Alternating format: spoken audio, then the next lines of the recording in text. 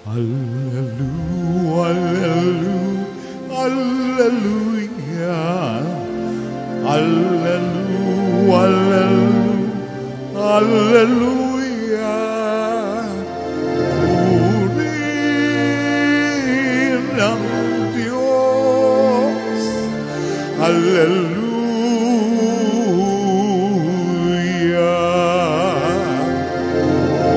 Purihin ang Diyos, hallelujah.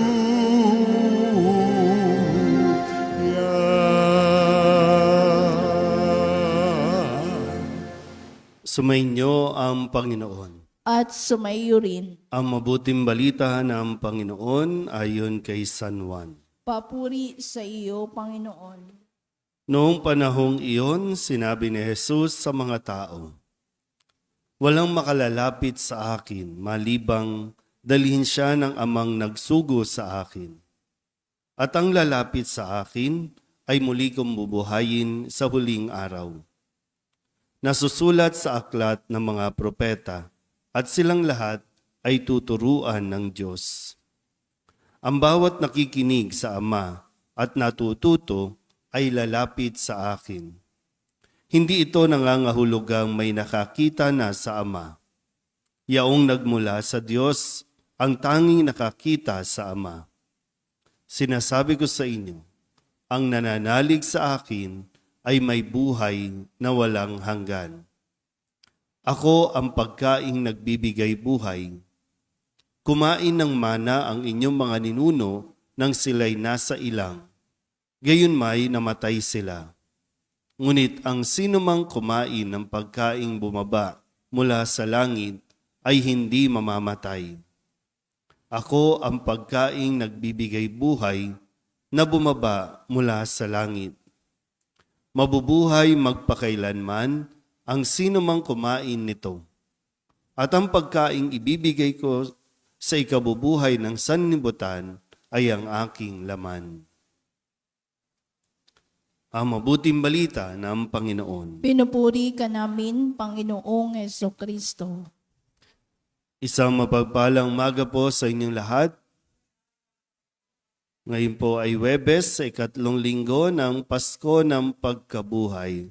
At kung inyo pong narinig na mabuti, halos paulit-ulit si Jesus sa pagpapaliwanag at sa pagtuturo sa kanyang mga tagapakinig tungkol sa pagkaing nagbibigay buhay.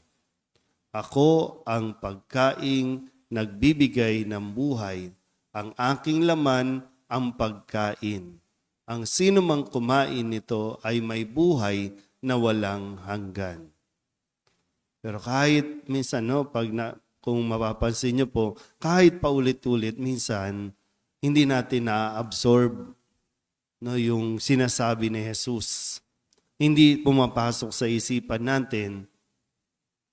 Isang dahilan ay, sabi nga po, kung hindi niloloob ng Diyos na marinig natin, makilala natin ang sinasabi mismo ni Kristo, medyo matatagalan talaga tayo. Kaya pala, pwede nating masagot yung tanong na, bakit araw-araw naman tayo nagsisimba pero bakit ganon ang nangyayari sa atin?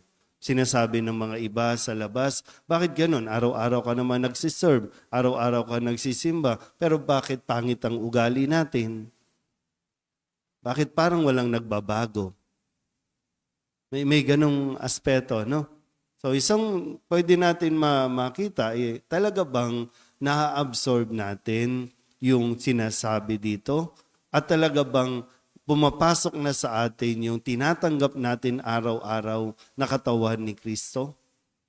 Gaya nga po ng sinasabi, kung ano ang madalas nating kinakain, yun tayo nagiging. Kaya nga kung ano man yung madalas nating kinakain, yun din yung nagiging sakit natin. Nagiging acidic ka, nagiging diabetic ka, nagiging kung ano man dahil sa kinakain natin.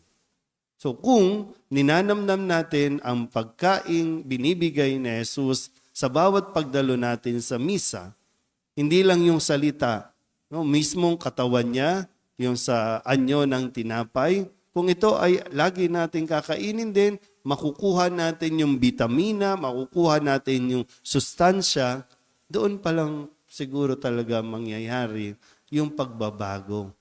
Sabi nga, ulitin ko, no? We become what we eat. So, minsan nai-iskandalo tayo kasi kahit na ilang taon na tayong nagsisimba, pero ugali natin medyo kinaiinisan pa rin ng mga taong nakakasalamuha natin, lalo na ng mga taong hindi nagsisimba. Masigit kasi yung inaasahan na ang mga taong nagsisimba mas magiging malusog sa kanilang pong buhay espiritual. Kapag malusog ang buhay espiritual, nagiging maganda rin ang pag-uugali. Nagiging maayos din ang pakikitungo sa kapwa.